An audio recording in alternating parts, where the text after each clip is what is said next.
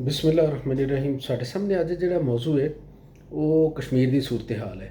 और कश्मीर की सूरत हाल नूं आम तौर पर उस तरह नहीं वेख्या जाता जिमें असी अपने इर्द गिर्द के मसाइल नूं वेखण डे, पर इस दफ़ा सानूं वेखना पएगा क्योंकि इनके असरात साडी जिंदगी ते आ रहे हैं, साडी रियासती मामलात ते आ रहे हैं।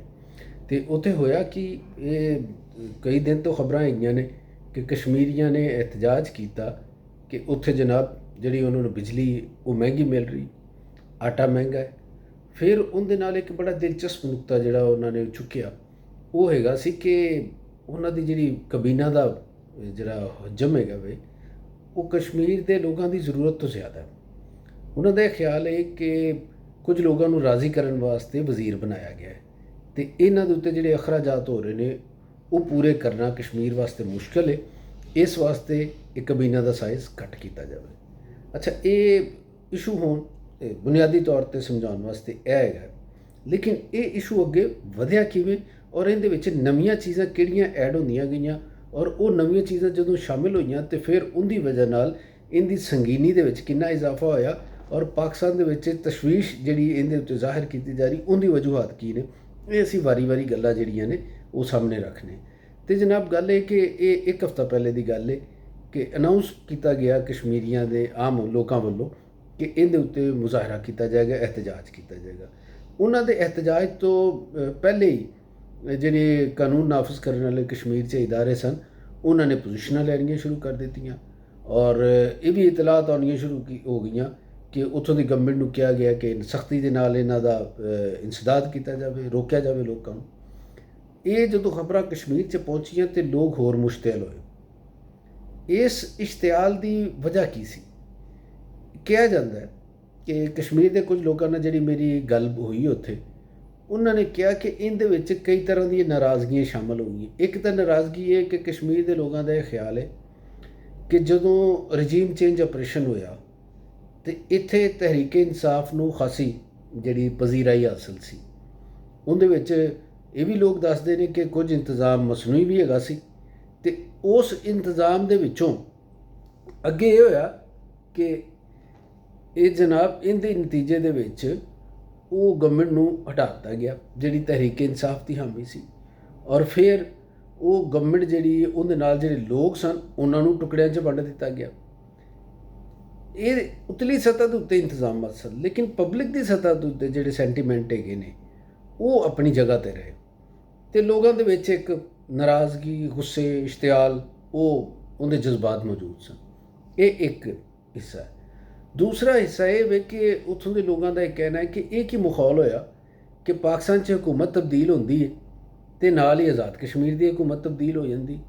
भी जो भी हुकूमत हैगी वो किसी मुस्लिम लीग की है, पीपल्स पार्टी की है, PTI की जिंदी भी हुकूमत है उन्होंने चलन दो, तुसी इत्थे जो मर्जी करते रहो, लेकिन जो निज़ाम कश्मीर के लोगों ने आपके वास्ते पसंद किया, जिन्होंने मैंडेट दिता उन्होंने चलन दो। गवर्नमेंट को 5 साल पूरे करे, उस तो बाद इलैक्शन हो फिर आ जाए, लेकिन इस तरह होता नहीं रहा। फिर एक गल ये लोगों ने की जी फौरी तौर पर यह पूरे इश्तियाल की और मुजाहरे की वजह बनी।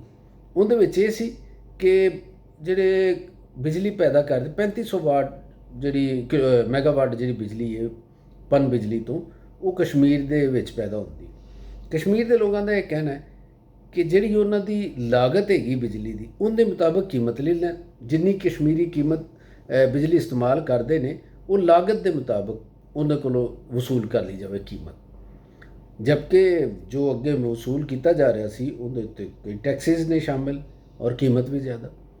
फिर उन्होंने कहा कि अगर गिलगित बल्तिस्तान नूं तुसीं सबसिडीज़ दे नाल आटा देंदे जे घट कीमत के उत्ते तो कश्मीरियों क्यों नहीं देंदे, ये गल होगी।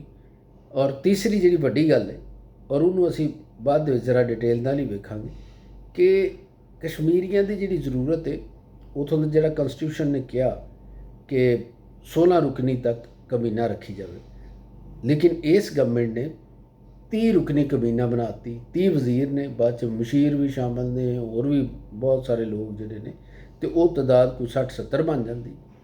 तो उन्हें कहा कश्मीरियों तो जरूरत नहीं हैगी, साडा इन्ना को बजट है तो इन्नी को जरूरियात ने, तो इनदे विच इन्ने बड़े लोगों क्यों वजीर बना के ਰੱਖਿਆ ਹੋਇਆ ਕਿ ਜਦੋਂ ਆਮ ਲੋਕਾਂ ਨੂੰ ਰੋਟੀ ਮੁਸ਼ਕਲ ਹੋਈ ਲੱਭਣੀ, ਤੇ ਇੰਨੇ ਬੜੇ ਲੋਕਾਂ ਦੇ ਉੱਤੇ ਖਰਚਾ ਕਿਉਂ ਕੀਤਾ ਜਾ ਰਿਹਾ? ਇਹ ਖਰਚਾ ਨਹੀਂ ਹੋਣਾ ਚਾਹੀਦਾ, ਘੱਟ ਕਰੋ ਇਹਨੂੰ। ਅੱਛਾ, ਇਹ ਲੌਜੀਕਲੀ ਗੱਲ ਠੀਕ। ਇਹਦੇ ਉੱਤੇ ਹੁਣ ਗਵਰਨਮੈਂਟ ਦਾ ਜਾਂ ਲਾ ਇਨਫੋਰਸਮੈਂਟ ਏਜੰਸੀਜ਼ ਜਿਹੜੀਆਂ ਸਨ, ਉਹਨਾਂ ਦਾ ਰੱਦ ਅਮਲ ਕੀ ਹੋਇਆ? ਉਹਨਾਂ ਨੇ ਜਨਾਬ ਫੌਰੀ ਤੌਰ 'ਤੇ ਉੱਥੇ ਜਦੋਂ ਮਾਰਚ ਸ਼ੁਰੂ ਕਰ ਦਿੱਤੇ ਔਰ ਉਹਨਾਂ ਦੀ ਪੇਸ਼ਕਦਮੀ ਔਰ ਡਿਪਲੋਇਮੈਂਟ ਦੀ ਜਦੋਂ ਇਤਲਾਤ ਆ ਰਹੀਆਂ ਸ਼ੁਰੂ ਹੋ ਗਈਆਂ, ਤੇ ਫਿਰ ਕਸ਼ਮੀਰੀ ਲੋਕ ਜਿਹੜੇ ਸਨ ਉਹ ਆਪਣੇ ਘਰਾਂ ਤੋਂ ਨਿਕਲ ਆਏ। ਉਹਨਾਂ ਨੇ ਰਸਤੇ ਬੰਦ ਕਰਤੇ, ਪੁਲਾਂ ਦੇ ਉੱਤੇ ਆ ਬੈਠੇ, ਪਹਾੜੀ ਜਿਹੜੇ ਰਸਤੇ ਨੇ ਸੜਕਾਂ ਦੇ ਕਿਨਾਰੇ ਉੱਥੇ ਆ ਕੇ ਟਿਕਾਣੇ ਲਾ ਲਏ, ਰੋਕਣ ਲੱਗ ਪਏ, ਔਰ ਇਹ ਤਸਾਦਮ ਵੱਲ ਗੱਲ ਚਲੀ ਗਈ। ਫਿਰ ਕਈ ਸ਼ਹਿਰਾਂ ਦੇ ਵਿੱਚ ਹੜਤਾਲ ਹੋਣੀ ਸ਼ੁਰੂ ਹੋ ਗਈ, ਦੁਕਾਨਾਂ ਬੰਦ ਹੋ ਗਈਆਂ, ਔਰ ਫਿਰ ਅਸੀਂ ਇਹ ਵੀ ਵੇਖਿਆ ਕਿ ਉੱਥੇ ਤਸਾਦਮ ਵੀ ਹੋਇਆ। 2 ਦਿਨ ਪਹਿਲੇ ਜਿਹੜਾ ਤਸਾਦਮ ਹੋਇਆ, ਉਹਦੇ ਨਤੀਜੇ ਦੇ ਵਿੱਚ ਇੱਕ ਸਬ ਇੰਸਪੈਕਟਰ ਜਿਹੜਾ ਪੁਲਿਸ ਦਾ ਉਹ ਮਾਰਿਆ ਗਿਆ, ਅਤੇ 90 ਦੇ ਕਰੀਬ ਲੋਕ ਜਿਹੜੇ ਦੂਸਰੇ ਆਮ ਨੇ ਉਹ ਜ਼ਖਮੀ ਹੋਏ। ਬਾਅਦ ਦੇ ਵਿੱਚ ਕਈ ਪੁਲਿਸ ਵਾਲੇ ਵੀ ਜ਼ਖਮੀ ਹੋਏ। ਇਹਦੇ ਨਾਲ ਸੂਰਤ ਹਾਲ ਜਿਹੜੀ ਉਹ ਤਸ਼ਵੀਸ਼ਨਾਕ ਹੋ ਗਈ, ਔਰ ਜਿਹੜੀਆਂ ਖਬਰਾਂ ਨਹੀਂ ਸੀ ਦੇ ਰਿਹਾ ਮੀਡੀਆ, ਉਹ ਫਿਰ ਅਚਾਨਕ ਉਹਨੂੰ ਦੇਣੀ ਪਈ, ਕਿਉਂਕਿ ਵਜ਼ੀਰ ਆਜ਼ਮ ਪਾਕਿਸਤਾਨ ਨੇ ਉਹਦੇ ਉੱਤੇ ਜਦੋਂ ਅਫਸੋਸ ਦਾ ਇਜ਼ਹਾਰ ਕੀਤਾ, ਤਸ਼ਵੀਸ਼ ਦਾ, ਅਤੇ ਉਹ ਫਿਰ ਹੈਡਲਾਈਨਸ ਬਣੀਆਂ। ਵਜ਼ੀਰ ਆਜ਼ਮ ਨੇ ਕਿਹਾ ਕਿ ਜਨਾਬ ਕੁਝ ਲੋਕ ਜਿਹੜੇ ਨੇ ਉਹ ਇਹਨੂੰ ਆਪਣੀ ਸਿਆਸਤ ਵਾਸਤੇ ਇਸਤੇਮਾਲ ਕਰ ਰਹੇ ਨੇ। ਯਕੀਨਨ ਇੰਝ ਹੋਇਆ ਹੋਣਾ। ਫਿਰ ਇੱਕ ਅਨਸਰ ਇਹ ਵੀ ਆਇਆ ਕਿ ਇਹ ਪੂਰੀ ਜਿਹੜੀ ਸੂਰਤ ਹਾਲ ਬਣੀ, ਇਹਦਾ ਫਾਇਦਾ ਸਾਡੇ ਜਿਹੜੇ ਦੁਸ਼ਮਣ ਨੇ ਉਹਨਾਂ ਨੇ ਵੀ ਚੁੱਕਿਆ। ਇੰਡੀਅਨ ਮੀਡੀਆ ਨੇ ਇਹਨਾਂ ਖਬਰਾਂ ਨੂੰ ਵਧਾ ਚੜ੍ਹਾ ਕੇ ਦੱਸਿਆ, ਔਰ ਉਹਨਾਂ ਨੇ ਇਹਨੂੰ ਇਸ ਲਿੰਕ ਦੇ ਨਾਲ ਮਿਲਾਇਆ ਕਿ ਜਿਹੜੇ ਕਸ਼ਮੀਰ ਦੇ ਲੋਕ ਨੇ ਉਹ ਪਾਕਿਸਤਾਨ ਦੇ ਨਾਲ ਨਹੀਂ ਰਹਿਣਾ ਚਾਹੁੰਦੇ। ਉਹਨਾਂ ਨੇ ਆਪਣੇ ਤੌਰ 'ਤੇ ਇਹਨੂੰ ਕੱਢੀ ਖਬਰਾਂ। ਅਤੇ ਇਹ ਮੈਂ ਸੋਚ ਰਿਹਾ ਵਾਂ ਕਿ ਇਹ ਮਾਹੌਲ ਬਣਾਇਆ ਕਿਹਨੇ, ਮੌਕਾ ਕਿਹਨੇ ਦਿੱਤਾ, ਔਰ ਮਿਸਹੈਂਡਲਿੰਗ ਕਿਵੇਂ ਹੋਈ? ਅਤੇ ਇਹਦੇ ਵਿੱਚ ਸਰਾਸਰ ਮਿਸਹੈਂਡਲਿੰਗ ਹਮੇਸ਼ਾ ਉਹਨਾਂ ਹਕੂਮਤਾਂ ਦੀ ਹੁੰਦੀ ਜਿਨ੍ਹਾਂ ਕੋਲ ਤਾਕਤ ਹੁੰਦੀ, ਇਖਤਿਆਰ ਹੁੰਦਾ, ਅਤੇ ਉਹ ਹਕੂਮਤ ਪਾਕਿਸਤਾਨ, ਉਹਦੇ ਕੋਲੋਂ ਮਿਸਹੈਂਡਲਿੰਗ ਹੋਈ। ਔਰ ਜਿਹੜਾ ਵਜ਼ੀਰ ਆਜ਼ਮ ਹੈ ਕਸ਼ਮੀਰ ਦਾ, ਅਨਵਾਰੁਲ ਹਕ, ਇਹ ਉਹਦੀ ਮਿਸਹੈਂਡਲਿੰਗ ਹੈ।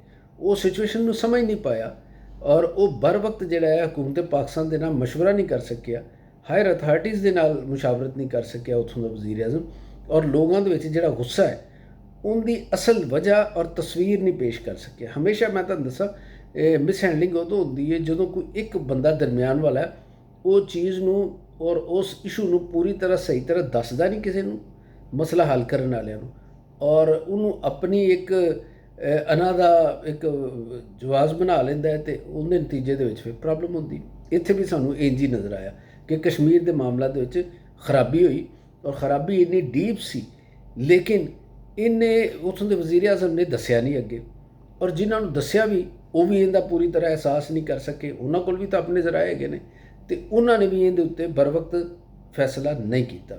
ਆਖਿਰ ਹੋਇਆ ਕਿ ਫਿਰ ਵਜ਼ੀਰ ਆਜ਼ਮ ਸ਼ਹਬਾਜ਼ ਸ਼ਰੀਫ ਨੂੰ ਬੁਲਾਉਣਾ ਪਿਆ, ਕਸ਼ਮੀਰੀ ਕਿਆਦਤ ਸਾਰੀ ਨੂੰ, ਔਰ ਪਾਕਿਸਤਾਨ ਦੇ ਜਿਹੜੇ ਮੁਤੱਲਕਾ ਅਮੂਰ ਕਸ਼ਮੀਰ ਦੇ ਵਜ਼ੀਰ ਨੇ ਉਹਨਾਂ ਨੂੰ ਬੁਲਾਉਣਾ ਪਿਆ, ਵਜ਼ੀਰ ਖਜ਼ਾਨਾ ਨੂੰ ਬੁਲਾਉਣਾ ਪਿਆ, ਔਰ ਉਹਨਾਂ ਨੇ ਬੁਲਾ ਕੇ 23 ਅਰਬ ਰੁਪਏ ਦਾ ਇੱਕ ਪੈਕੇਜ ਅਨਾਊਂਸ ਕਰ ਦਿੱਤਾ ਕਿ ਇਹ ਕਸ਼ਮੀਰੀਆਂ ਵਾਸਤੇ ਅਸੀਂ ਅਨਾਊਂਸ ਕਰਨ ਦੇ। ਔਰ ਇਸ ਪੈਕੇਜ ਦੇ ਨਾਲ ਕੀ ਉਹਨਾਂ ਨੇ ਕੀਤਾ, ਉਹਨਾਂ ਨੇ ਕਿਹਾ ਕਿ ਜਿਹੜਾ ਆਟਾ ਹੈ ਉਹ 2000 ਰੁਪਏ ਮਨ ਫਾਈਨ ਆਟਾ ਜਿਹੜਾ ਉਹ ਕਸ਼ਮੀਰੀਆਂ ਨੂੰ ਮਿਲੇਗਾ। ਚਲੋ ਜੀ, ਆਟੇ ਵਾਲਾ ਇਸ਼ੂ ਹੋ ਗਿਆ। ਉਸ ਤੋਂ ਬਾਅਦ ਬਿਜਲੀ ਦੀ ਗੱਲ ਆਈ। ਬਿਜਲੀ ਦਾ ਉਹਨਾਂ ਕਿਹਾ ਕਿ ਅਗਰ 100 ਯੂਨਿਟ ਤੋਂ ਘੱਟ ਇਸਤੇਮਾਲ ਕੀਤਾ ਜਾਵੇ ਤਾਂ ਉਹਦਾ ਰੇਟ ਹੋਵੇਗਾ 3 ਰੁਪਏ ਫੀ ਯੂਨਿਟ, ਔਰ ਅਗਰ 100 ਤੋਂ 300 ਯੂਨਿਟ ਇਸਤੇਮਾਲ ਕਰਨ ਵਾਲੇ ਜਿਹੜੇ ਲੋਕ ਨੇ ਉਹਨਾਂ ਕੋਲੋਂ 5 ਰੁਪਏ ਫੀ ਯੂਨਿਟ ਲਿਆ ਜਾਣਗੇ। ਚਲੋ ਜੀ, ਇਹ ਵੀ ਮਸਲਾ ਹੋ ਗਿਆ ਕਿ ਆਮ ਤੌਰ 'ਤੇ ਲੋਕ ਇੰਨਾ ਹੀ ਉੱਥੇ ਇਸਤੇਮਾਲ ਕਰ ਰਹੇ ਨੇ, ਕਿਉਂਕਿ ਸਾਡੇ ਵਾਂਗੂ ਜ਼ਿਆਦਾ ਉਹਨਾਂ ਨੂੰ ਫਰਿੱਜਾਂ ਦੀ ਜਾਂ ਉਹਨਾਂ ਚੀਜ਼ਾਂ ਦੀ ਲੋੜ ਘੱਟ ਪੈਂਦੀ, ਪੱਖੇ ਘੱਟ ਚੱਲਦੇ ਨੇ, ਅਤੇ ਇਹਨਾਂ ਕੋਈ ਇਸਤੇਮਾਲ ਜਨਰਲੀ ਲੋਕਾਂ ਦੇ ਇਸਤੇਮਾਲ 'ਚ ਆਉਂਦੀ ਚੀਜ਼ਾਂ। ਇਹ ਹੋ ਗਿਆ। ਇਹਦੇ ਨਾਲ ਇਤਲਾਹ ਪਹਿਲੀ ਆਈ ਕਿ ਉੱਥੋਂ ਦੇ ਲੋਕਾਂ ਨੂੰ ਕਹਿ ਦਿੱਤਾ ਗਿਆ ਕਿ ਜਨਾਬ ਪੁਰਅਮਨ ਇਹਤਜਾਜ ਖ਼ਤਮ ਕਰ ਦਿਓ, ਔਰ ਲੋਕਾਂ ਨੇ ਇਹਤਜਾਜ ਖ਼ਤਮ ਕਰ ਦਿੱਤਾ। ਲੇਕਿਨ ਇਹ ਸਾਰਾ ਕੁਝ ਹੋਣ ਦੇ ਬਾਵਜੂਦ ਉਸ ਤੋਂ ਕੁਝ ਘੰਟੇ ਬਾਅਦ ਮੁਜ਼ੱਫਰਾਬਾਦ ਦੇ ਵਿੱਚ ਕਾਨੂੰਨ ਨਾਫਜ਼ ਕਰਨ ਵਾਲੇ ਇਦਾਰੇ ਔਰ ਕਸ਼ਮੀਰੀ ਮੁਜ਼ਾਹਰੀਨ ਦੇ ਵਿੱਚ ਝੜਪ ਹੋ ਗਈ, ਔਰ ਇਹ ਝੜਪ ਖਾਸੀ ਵੱਡੀ ਸਤ੍ਹਾ ਦੇ ਉੱਤੇ ਦੱਸੀ ਜਾ ਰਹੀ।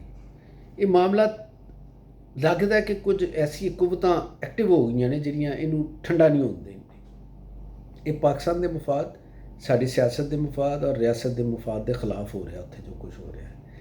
ਤੇ ਇਹਦੀ ਵਜੂਹਾਤ ਡੀਪ ਨੇ ਬਹੁਤ ਸਾਰੀਆਂ। ਇਹਨੂੰ ਸਿਆਸੀ ਮਹਿਰੂਮੀ ਦੇ ਨਾਲ ਜੋੜ ਕੇ ਅੱਗੇ ਮਾਸ਼ੀ ਮਹਿਰੂਮੀ ਦਾ ਵਿੱਚ ਟਰਾਂਸਲੇਟ ਕੀਤਾ ਗਿਆ ਔਰ ਫਿਰ ਇਹਨੂੰ ਇੱਕ ਵੱਡੀ ਮੂਵਮੈਂਟ ਦਾ ਹਿੱਸਾ ਬਣਾਉਣ ਦੀ ਮੈਨੂੰ ਲੱਗਦਾ ਹੈ ਕਿ ਕੋਸ਼ਿਸ਼ ਕੀਤੀ ਜਾ ਰਹੀ ਹੈ। ਇਹ ਜਿਹੜੀਆਂ ਚੀਜ਼ਾਂ ਨੇ ਇਹ ਕਿੰਨੀਆਂ ਕੁ ਅੱਗੇ ਅਸੀਂ ਅਫੋਰਡ ਕਰਨੇ ਆ ਔਰ ਇਹਦੇ ਵਿੱਚ ਕਿਹੜੇ ਕਿਹੜੇ ਇਦਾਰਿਆਂ ਦਾ ਕੀ ਰੋਲ ਬਣਦਾ ਹੈ, ਸਾਡੀ ਹਕੂਮਤ ਦਾ ਰੋਲ ਕੀ ਬਣੇਗਾ, ਕਸ਼ਮੀਰ ਦੀ ਹਕੂਮਤ ਦਾ ਕੀ ਬਣਦਾ, ਕਸ਼ਮੀਰ ਦੇ ਲੋਕਾਂ ਦੇ ਨਾਲ ਗੱਲ ਦਾ ਕੀ। ਮੇਰੀ ਗੱਲ ਹੋਈ ਉੱਥੇ ਜਦੋਂ ਸਾਡੇ ਇੱਕ ਦੋਸਤ ਨੇ ਮੁਜ਼ੱਫਰਾਬਾਦ ਦੇ ਵਿੱਚ ਇੱਕ ਮੇਨ ਸਟ੍ਰੀਮ ਮੀਡੀਆ ਗਰੁੱਪ ਦੇ ਉੱਥੇ ਰਿਪਰੈਜ਼ੈਂਟੇਟਿਵ ਨੇ, ਉਹਨਾਂ ਨੇ ਕਿਹਾ ਕਿ ਹੁਣ ਗੱਲ ਜਿਹੜੀ ਨਾ ਉਹ ਜਿਹੜੀ ਅਵਾਮੀ ਐਕਸ਼ਨ ਕਮੇਟੀ ਹੈ ਉਹਦੇ ਤੋਂ ਵੀ ਅੱਗੇ ਚਲੀ ਗਈ। ਕਸ਼ਮੀਰ ਦੇ ਲੋਕ ਕਿਸੇ ਉੱਤੇ ਇਤਬਾਰ ਕਰਨ ਨੂੰ ਤਿਆਰ ਨਜ਼ਰ ਨਹੀਂ ਆ ਰਹੇ। ਇਹ ਟ੍ਰੈਂਡ ਖਤਰਨਾਕ ਹੈ। ਇਹ ਲੋਕ ਹੁਣ ਕਿਸੇ ਨਾ ਕਿਸੇ ਸਿਆਸਤਦਾਨ, ਕਿਸੇ ਜਮਾਤ 'ਤੇ, ਕਿਸੇ ਗਰੁੱਪ 'ਤੇ, ਕਿਸੇ ਇਦਾਰੇ 'ਤੇ ਜਦੋਂ ਇਤਬਾਰ ਕਰਦੇ ਨੇ ਤਾਂ ਫਿਰ ਉਹਨਾਂ ਨੂੰ ਸੈਟਲ ਕਰਨਾ ਨਿਸਬਤਨ ਆਸਾਨ ਹੁੰਦਾ ਹੈ। ਲੇਕਿਨ ਜਦੋਂ ਉਹ ਇਤਬਾਰ ਕਰਨਾ ਛੱਡ ਦੇਣ ਮਾਮਲੇ ਬਹੁਤ ਖਰਾਬ ਹੋ ਜਾਂਦੇ ਨੇ। ਅਤੇ ਅਸੀਂ ਉਮੀਦ ਕਰਨੇ ਕਿ ਇਹ ਮਾਮਲਾ ਜਲਦੀ ਸੁਲਝਾਇਆ ਜਾਵੇਗਾ ਔਰ ਜਿਹੜੀ ਕੂਵਤਾਂ ਇਹਦੇ ਵਿੱਚ ਐਕਟਿਵ ਨੇ ਉਹ ਆਪਣੀ ਜ਼ਿੰਮੇਦਾਰੀ ਦੇ ਨਾਲ ਕੰਮ ਕਰਨਗੀਆਂ। ਅਤੇ ਜਿਉਂਦੇ ਰਹੋ, ਵਸਦੇ ਰਹੋ। ਅਗਲੇ ਵੀਲਾਗ ਦੇ ਨਾਲ ਫਿਰ ਤੁਹਾਡੀ ਖਿਦਮਤ 'ਚ ਹਾਜ਼ਰ ਹੋ।